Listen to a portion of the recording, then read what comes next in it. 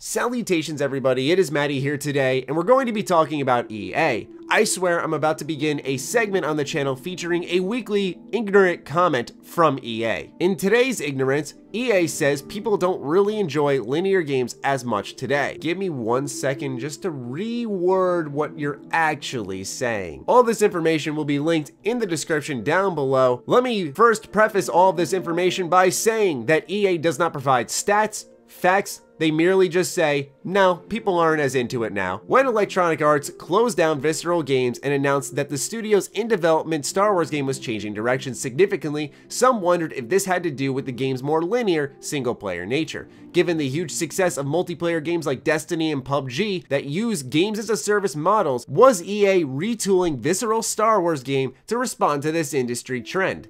EA CEO Andrew Wilson said it wasn't necessarily, but now, EA CFO Blake Jorgensen has acknowledged that linear games are fading in popularity in the current market. As we kept reviewing the game, it continued to look a much more linear game, which people don't like as much today as they did 5 years ago or 10 years ago, Jorgensen said during the Credit Suisse Technology, Media and Telecom conference this week. EA ultimately decided to close Visceral and significantly shift the nature of the Star Wars game because it was an economic decision at the end of the day. Here's where the true colors start shining through, folks. Get ready. Jorgensen thought about how many copies the game would have to sell, and he determined that EA probably wouldn't be able to reach that unspecified mark. You gotta cut the bridge when you realize you can't make a lot of money on something, Jorgensen said, adding that he is a big believer in sunk costs. Alright, hard pause right there. I understand EA's position on making an economic decision for the game. You don't want to sink so much money into a game that no matter what happens when you release it, you don't make any of that back. Regardless of what we want to admit, video games are a business and the reason they are released is to make money.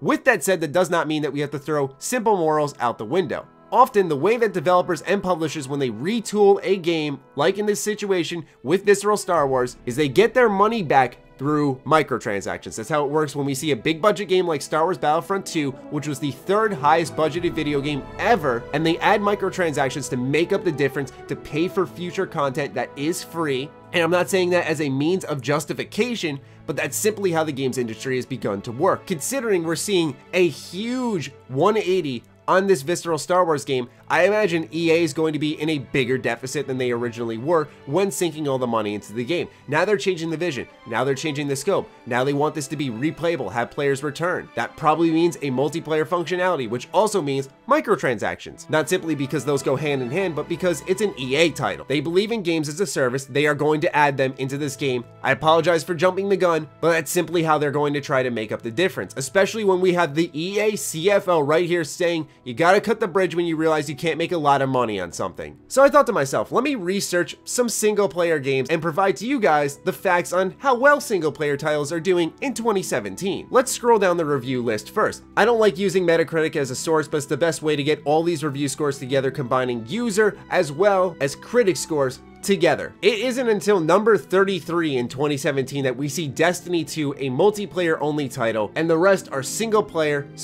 focused, VR, titles along those lines. But I know reviews that are good do not translate into a lot of sales all the time. So I want to take a look at Horizon Zero Dawn. This is a brand new PlayStation IP that dropped in 2017.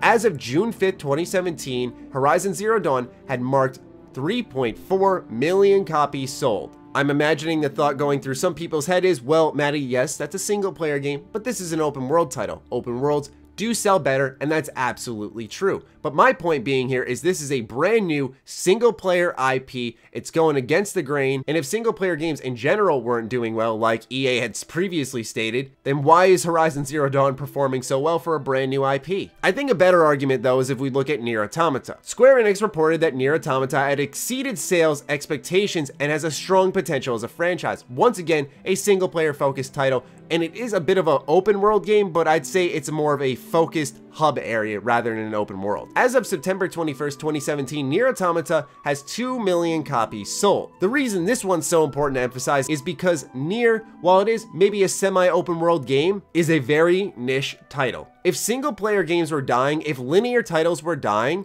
this simply wouldn't be the case. Wolfenstein 2 is the most recent single-player linear title to drop, and at this very moment in time, a little bit over a month after launch, we see that it's at 300,000 plus sales. This is combined with heavy price drops and rave reviews. This is only Steam though. We have to consider the Xbox One and PS4, which also this game received heavy discounts on, where that could have heavily increased the sales numbers. Now, I wasn't actually aware how polarizing of a title this is, so I'm just talking numbers here. But this game's gonna close in on 500,000 pretty soon, I'd say by the end of the year. While that's not an excelling performance, this is Wolfenstein 2, not only a sequel, but once again a brand that isn't as big as Star Wars. So if Wolfenstein 2 can climb its way to 500,000, probably 1 million by mid next year, then why is EA so terrified of making a linear Star Wars game? Well, it's quite obvious, because they can't turn it into a games as a service model. Simply put, without it being very intrusive and in your face, it wouldn't work. I wouldn't put it past EA to try it anyway, but the point being is that it would stand out a lot more and would have a similar blowback to Battlefront 2. So yet another face-palming moment for EA as they claim linear single-player games, they're just not the thing that's in right now, but according to reviews, according to sales, single-player games are doing just fine. And with linear titles, I feel EA is over-exaggerating to get their point across to fulfill their narrative, because with the Star Wars IP, it'll sell anyway, and they are well aware of that, which is why they want to capitalize and exploit the license in the best way possible,